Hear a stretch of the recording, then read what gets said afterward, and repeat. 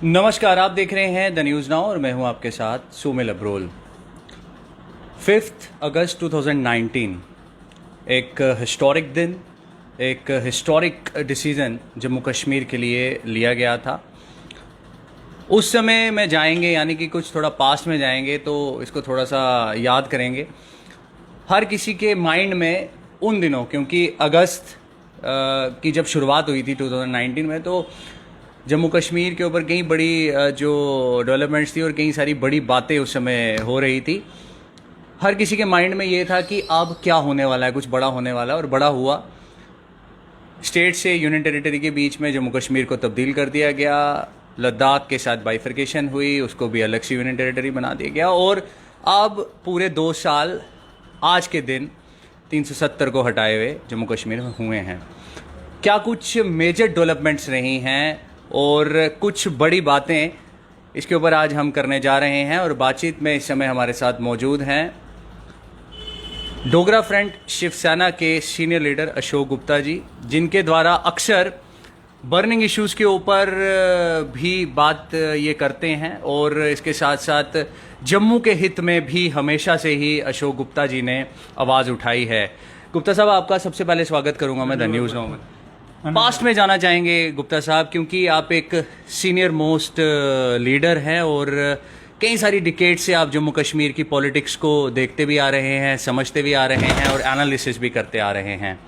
90s के दौर में जाएंगे।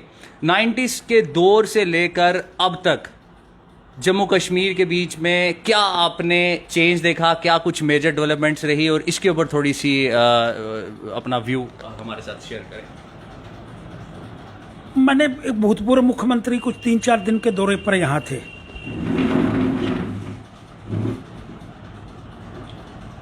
सेंटिमेंट्स के विषय के अंदर बड़ी चर्चा हो रही है। कश्मीरियत का विषय, हमारे सेंटिमेंट्स के 370 जुड़ा हुआ है। 370 हमारी जान है, हमारी कश्मीरियत से जुड़ा हुआ है, हमारी पहचान है। मैं प्रश्न करना चाहता हूँ, महाराजा हरि सिंह ने पैसे दे करके जम्मू कश्मीर को खरीदा, कश्मीरियत की जान कैसे हो गई? खरीदने वाला डोगर राजा, तो जान कश्मीरियत की कहाँ से आई? मैं प्रश्न को फिर प्रारंभ करने का प्रयास करना चाहता हूँ। खरीदने के लिए हमारा महाराजा डोगरा, महाराजा हरि सिंह जी, उसने पैसे दे करके जम्मू कश्मीर को खरीदा और उसका राजा बना। तथ्य बिल्कुल स्पष्ट है। अगर आप आज अभी आ गए, फिर दोबारा हम इस पर चर्चा करेंगे। मेरे पास जो खरीद फरोख्त किया हुआ, वो सोने का लिखा हुआ तस्त्र उसको कहते हैं, वो भी मेरे पास विद्यमान है, उसका पेपर, कि ये महाराजा ने पैसे उस समय दे करके इसको खरीदा। तो कश्मीरियत का कैसे हुआ? डोगरों का नहीं हुआ वो? जब डोगरों का हुआ तो आज डोगरों ने इस विषय के अंदर चर्चा करी कि 370 धोखे के साथ, टेम्परेरी व्यवस्था के साथ, चाचा नेहरू की गलतियों के कारण पार्लियामेंट अप्रोसर लो और उसके अंदर पास ना करते हुए और गलत ढंग से के माध्यम से उसको पूरा करने का प्रयास किया गया। तो शब्द कश्मीरियत खरीदा डोगरों ने, आई कहां से भाई? एक प्रश्न चिन्ह है। इसका उत्तर वो जो कश्मीरियत कहते हैं, उनके सेंटिमेंट के साथ जुड़ा हुआ है, उनकी पहचान है। मैं मालिक डोगरा, खरीदा मैंने, तो मेरी पहचान के साथ जुड़ा हुआ कि उनकी पहचान से जुड़ा हुआ है? ये सबसे बड़ा प्रश्न। दूसरा, 1978 जिले श्रीनगर के अंदर 3, हमारे जिले 6, फिर 10-10 कर दिए गए। अरे बाबा, अगर 7-7 बढ़ाने थे तो 7-3-10 उनके, 7 और 6 13 मेरे। ये क्या है? ये जितने सियासतदान हैं इस विषय को लेकर के आज उत्तर देने का प्रयास करें कि जम्मू के साथ जातियां की गई। वो मालिक जिसने जम्मू कश्मीर को खरीदा, आज उसको नौकर बनाने का प्रयास किया गया है, और वो नौकर हम नहीं बनेंगे। अब जो डिलिमिटेशन हो रहा है, अब उसमें कहते हैं 7 सीटें बढ़नी है। अरे बाबा तुम कैसे कह रहे हो 7 बढ़नी है? ये तो डिलिमिटेशन देखे सीटें कितनी पड़नी है, डिलिमिटेशन इसके विषय के अंदर विचार करें। लेकिन डिलिमिटेशन के आगे मेरे कुछ प्रश्न चिन्हित हुए। कश्मीरी पंडित वहाँ से जम्मू आ गए, 2.5 और 3 सीटें उनकी बनती हैं। उसके बाद में वेस्ट पाकिस्तानी रिफ्यूजियों को अधिकार दे दिया गया, उनकी सीटें 12 बनती हैं। उसके बाद ये पूंछ रजौरी वाले आ गए, इनकी सीटें अलग बनती हैं। फिर गोरखों को अधिकार दिया आपने, वाल्मीकियों को अधिकार दिया आपने, उनकी सीटें अलग बनती हैं भैया। तो ये सारी सीटें मिला करके जो मैं समझता हूँ जम्मू की लगभग 15 सीटें बढ़ती हैं। और डिलिमिटेशन कमीशन अगर सही ढंग से काम करने का प्रयास करे तो वो जो कश्मीरी पंडित यहाँ आए उनकी सीटें वहाँ से कम होती हैं। वो जो क्रीम ऑफ कश्मीर जो वहाँ से भाग गया मिलिटेंसी के कारण, मुंबई सेटल हो गया, दिल्ली सेटल हो गया, अलग अलग भिन्न भिन्न प्रांतों के अंदर, भिन्न भिन्न स्टेटों के अंदर वो जाकर के बैठ गए। वहाँ ने उन्होंने वोटर कार्ड वहाँ ले लिया, आधार कार्ड वहाँ कायम कर लिया। तो यहाँ से कैंसिल होगा ना भाई, सीटें और कम हो जाएंगी। तो मेरा प्रश्न आकर के ये है कि 370 के माध्यम से जो इशू, जो दूसरी वर्षगांठ हम मनाने का प्रयास कर रहे हैं, वो सत्यता ये कहती है कि जो जातियां, जो धोखा, जो फ्रेब, जो टेम्परेरी फेज के कारण 370 को पार्लियामेंट के अंदर संवैधानिक ढंग से अपर हाउस और लोअर हाउस के अंदर इसको हटा करके हम दूसरी वर्षगांठ मना रहे हैं, वो तथ्यों के आधार पर बिल्कुल स्पष्ट थी। हम जम्मू कश्मीर के महाराजा, डोगरा महाराजा के मालिक हैं और हमारे साथ व्यवहार एक नौकरों जैसा किया गया।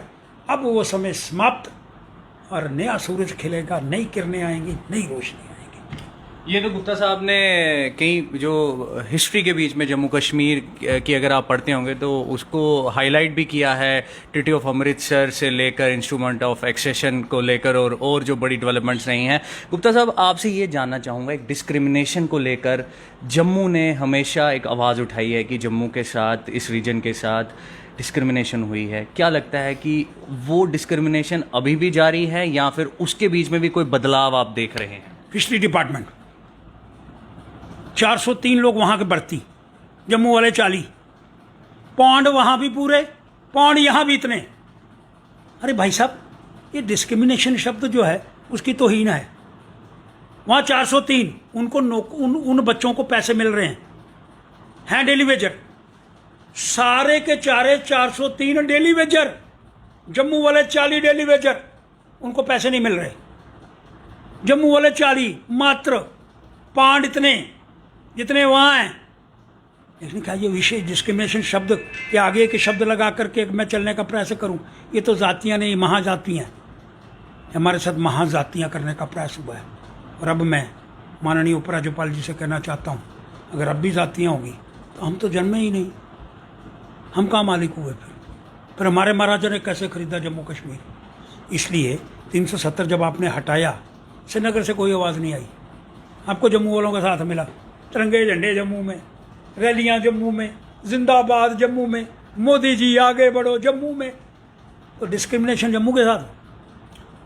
अब तो कम से कम उस डिस्क्रिमिनेशन को पूरा करने का प्रयास करें, और वो प्रयास नहीं होगा फिर तूफान आएगा भाई। जहां आज सेलिब्रेशंस चल रही हैं, ऑर्गेनाइजेशंस भी अलग अलग सेलिब्रेशन कर रही है, भारतीय जनता पार्टी भी सेलिब्रेशन कर रही है, वहीं पीपल्स डेमोक्रेटिक पार्टी से ब्लैक डे के तौर पर मना रही है। किस तरह से आप इस सबको देखते हैं? मन काला तन काला, मन काला तन काला, और सोच पाकिस्तान की यहाँ आ जाती है। तो मैं समझता हूँ उस सारे मन तन और सोच के अंदर वो कभी बदलने का प्रयास नहीं कर पाएगा। मैं मुफ्ती, बड़े मुफ्ती को बड़े ढंग से, अच्छे ढंग से डालता हूँ, लेकिन जिस दिन बुरहान बानी के घर कोलिजन सरकार के लोग जाकर के 5 लाख रुपया दे आए, सबसे बड़ी भूल थी हमारी। और महबूबा मुफ्ती के साथ मिलकर के सरकार को चलाना, ये उससे भी बड़ी भूल थी। और आज वो जो काला दिन मना रही है, उसको ये मैं कहना चाहता हूँ, वो काला दिन अब तुम्हारी ज़िंदगी के अंदर आएगा, और वो ज़िंदगी वही होगी जो ज़िंदगी हमने गुजारी है नौकरों की तरह। अब नौकरी तुमको करने पड़ेगी, अब हम राज करेंगे। और महाराजा हरि सिंह जी के मालिक वाले दिन वो डोगरों को वापस मिलने वाले हैं। जीरो टॉलरेंस फॉर टेररिज्म, उसके साथ साथ मेजर डेवलपमेंट ये भी रही कि नो क्लियरेंस सर्टिफिकेट और नो गवर्नमेंट जॉब पत्थरबाजों के लिए, एंटी नेशनल एलिमेंट्स के लिए। वहीं कुछ लीडरांस का ये भी कहना है कि पत्थरबाज जो हैं वो एंटी नेशनल एलिमेंट्स नहीं हैं, हालांकि आइडियोलॉजी हो सकती है। आप इस बयान को और इस चीज़ को किस तरह से देखते हैं? पत्थरबाज एंटी नेशनल नहीं है, पैसे कौन देता था उनको?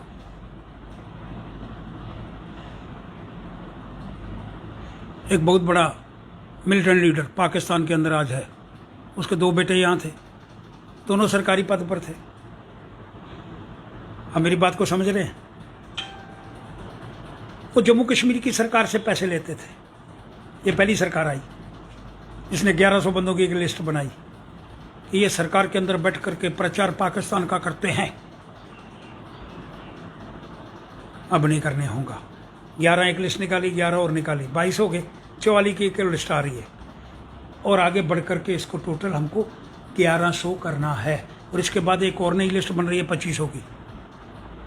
सरकार का खाना, सरकार का पीना, सरकार के अंदर बैठ करके चर्चा करना है, शोराम सरकार का लेना और गुणगान पाकिस्तान का करना। ये जो हुर्रियत के नेता कहाँ हैं आज, किधर गए? मुझे तो वो भी दिन याद है जब देश के एक प्रधानमंत्री ने दिल्ली बुला करके अपने साथ बैठा करके चाय का प्याला दे करके खाना खिलाया था। एक वो सरकार थी, एक ये सरकार है जिसने सारे के सारे वो जो 2 एक बंदा मिलिटेंट, उसका नाम नहीं लूँगा क्योंकि उसका प्रचार हो जाएगा, उसके दोनों बेटों को निकाल दिया। 22 लोग अभी तक निकाल चुके हैं, 1100 और निकालने हैं हमने। तो इसका मतलब वो जो लोग एंटी गतिविधियों के अंदर शामिल थे पाकिस्तानियों के साथ मिल करके, वो जब से त्यार जेल गए हैं, वहाँ कोई बकरा बकरी वही भोजन, नानी याद आ गई है। और उनमें से एक और भी था जिसने कश्मीरी पंतों को मारा था, अब सबको नानी याद आ गई है। तो मेरा कहने का तात्पर्य आपसे ये है कि जिन लोगों ने सख्त निर्णय लिए, एक वो लोग जो बैठ करके भोजन कर रहे थे, एक ये लोग जिनको मिलने के लिए वो अग्रसर हैं, लेकिन सरकार दिल्ली की उनसे मिलने का प्रयास नहीं करना चाहती, दरवाजे बंद कर दिए हैं। जो उग्रवादी हैं उनको उग्रवादियों की तरह ट्रीट किया जाएगा और जो हिंदुस्तानी हैं उनको बैठ करके चर्चा होगी। ये जो एक सोच है, ये सोच का कमाल है, जिसके कारण ये उग्रवादी गतिविधियों के अंदर विराम है और दूसरी वर्षगांठ की हम अच्छे ढंग से उसको मनाने का प्रयास कर रहे हैं। तो साहब, पॉलिटिकल सेटअप जम्मू कश्मीर में इस समय नहीं है। असेंबली डिसॉल्व हुई, उसके बाद कई सारे बड़े डिसीजन लिए गए। कितना ज़्यादा ज़रूरी अब हो चुका है यहाँ पर कि एक पॉलिटिकल सेटअप होना चाहिए, क्योंकि एक आम आदमी की जो अप्रोच है वो ऊपर तक, ऑफिसर्स तक नहीं हो पा रही। तो आप किस तरह से देखते हैं और आपका क्या टेक है इसके ऊपर? पॉलिटिकल व्यवस्था आप कौन सी चाहते हैं? बुरहान वानी के घर चेक देने वाली? मैं आपकी बात को शायद कुछ अंडरस्टैंड नहीं कर पा रहा। एक डिप्टी कमिश्नर बैठा हुआ, जो मर्जी जाओ मिल लो उससे। डिविजनल कमिश्नर है, इजली अवेलेबल है। आईजीपी जम्मू बहुत मुकेश सिंह बहुत बढ़िया आदमी है, टेलीफोन करो, आना है जी, हाँ जी आ जाओ। तो राजनीति के अंदर क्या होता है, बीच में एक सियासतदान खड़ा हो जाता है। वो सियासतदान क्या करता है? कम से कम वो तो बंद है। भ्रष्टाचारियों पर नकेल आ रही है। अब भ्रष्टाचारी एमएलए, भ्रष्टाचारी एमपी, अब वो भी पकड़े जाएंगे। एक भ्रष्टाचारी था जिसने नेशनल कॉन्फ्रेंस का, वो मेंबर पार्लियामेंट है, वो भी मुझे याद आ गया, जिसने विधानसभा के अंदर कहा था पाकिस्तान जिंदाबाद। आज जो दिल्ली जा करके वो बंदा बैठा हुआ है, नाम नहीं लूंगा, मशहूरी हो जाएगी। तो मुझे ये बताने का प्रयास किया जाए, वो जो सारी बातें भ्रष्टाचार के ऊपर नकेल डालने का प्रयास, अभी प्रयास शब्द कह रहा हूं, प्रारंभिकरण के अंदर है, शुरुआत है उसकी। और अगर यही स्थिति चलती रही तो मुझे लगता है मंजिल मकसूद तक ये जो उपराज्यपाल अच्छा व्यक्ति, आपको पता पिछली जो हमने 26 जनवरी मनाई, वहाँ क्या था? हम लोग गए और मैंने पहली बार उसको मुबारकबाद दी। मैंने कहा हमारा शुक्र है, हम तो हिंदू लोग हैं, यहाँ तो कुछ और ही था, अब शुद्ध भोजन मिल रहा है। ये पहली प्रारंभ आपने करा। और मैं हिंदू और मुसलमान के विषय के अंदर की बात को लेकर के आगे नहीं बढ़ रहा, मैं सिर्फ ये कहना चाहता हूँ कि यहाँ पर महाराजा ने जब इसको जम्मू कश्मीर को ख़रीदा, वो डोगरा महाराजा डोगरों का था, वो डोगरे इसके मालिक थे, हमको नौकर बना दिया गया। अब 370 आने के बाद की परिस्थितियाँ, पहली बार आपने कभी सुना जम्मू कश्मीर बैंक का चेयरमैन कौन होता था, कितने केस होते थे? और जम्मू कश्मीर बैंक के अंदर ये जो अरबों रुपया करोड़ों रुपया जो लोग ले गए थे, राथर का पुत्र और बड़े पुत्र आने वाले हैं, कोई मोटे मोटे पुत्र भी हैं, तो आप क्या समझते हैं वो बच जाएंगे? ये पहली बार हुआ है। पैसा लोगों का जेके बैंक के अंदर गया, प्रयोग किसने करा? जगह ही नहीं है धरातल के ऊपर, वो जगह खड्ड है, और खड्ड के ऊपर कितने का लोन है? खड्ड के ऊपर 2600 करोड़ रुपए का लोन है मेरे भाई।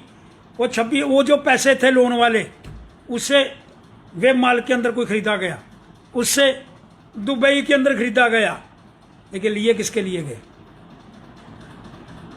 लिए गए वो टेलीफोन का कारखाना, इस विषय को लेकर के लिए गए, और आज वो बंद हो गए, और दो पुत्र जो है अंदर है और पिता के अंदर जाने की तैयारी है। अब कार्रवाई होनी शुरू हो गई है। इसलिए मैं कहने का प्रयास करना चाहता हूँ, डोगरे की बारी आ गई जी। उन डोगरे जड़े ना वह झंडा लईए, गिलगित बलोचिस्तान लेह लद्दाख दियाँ पहाड़ियाँ, जनरल जोरावर सिंह, वो बारी हमारी आने वाली है। लेकिन सब चंगा नहीं है जी, ये सब चंगे वाली परिभाषा गलत है। उसको चंगा लाना पड़ेगा जी, चंगे के लिए लड़ना पड़ेगा जी, चंगे के लिए माननीय उपराज्यपाल का सहयोग करना पड़ेगा जी। फिर जिधर अड़ना है उधर अड़ना भी पड़ेगा जी, और अड़ करके ईमानदार व्यक्ति जितने भी जम्मू के अंदर हैं उनको लाना पड़ेगा जी। और उन ईमानदारी के अंदर एक जेडीए का वीसी, एक्स डीसी, नाम नहीं लूंगा जी, सांबा, कितनी ज़मीनें खाली कराई, आज वो रिटायर, और मुझे लगता है उसका उपयोग होगा, क्योंकि डोगरा है, ईमानदार है, और लड़ने वाला है, तड़ने वाला है, लोगों के साथ मिल करके उनकी जगह खाली करवाने वाला है। ऐसा डीसी मैंने पहले कभी नहीं देखा। उसका उपयोग करेंगे श्रीमान उपराज्यपाल जी, और डोगरों की बारी आने वाली है। लेकिन अड़ करके भी अगर आना पड़ा तो श्रीमान उपराज्यपाल जी से अड़ करके, उनको समझा करके, उनको बुझा करके हमको लड़ने की तैयारी करनी होगी, और जम्मू के डोगरों का अधिकार हमको लेने का प्रयास करना होगा। द न्यूज़ नाउ से बात करने के लिए बहुत धन्यवाद भाई साहब, आपको। तो ये हमारे साथ अशोक गुप्ता जी, डोगरा फ्रंट के सीनियर लीडर, बातचीत में मौजूद थे। और आज 2 साल पूरे हुए हैं आर्टिकल 370 को जम्मू कश्मीर से हटाए हुए, और सेलिब्रेशंस चल रही हैं। और वहीं दूसरी तरफ पीपल्स डेमोक्रेटिक पार्टी द्वारा काले झंडे लेकर प्रदर्शन भी किया गया, ब्लैक डे के तौर पर इसे उन्होंने सेलिब्रेट किया है। बाकी के अपडेट्स के लिए बने रहिए आप हमारे साथ। कैमरामैन साहिल के साथ मैं सोमिल अब्रो, द न्यूज़ नाउ के लिए।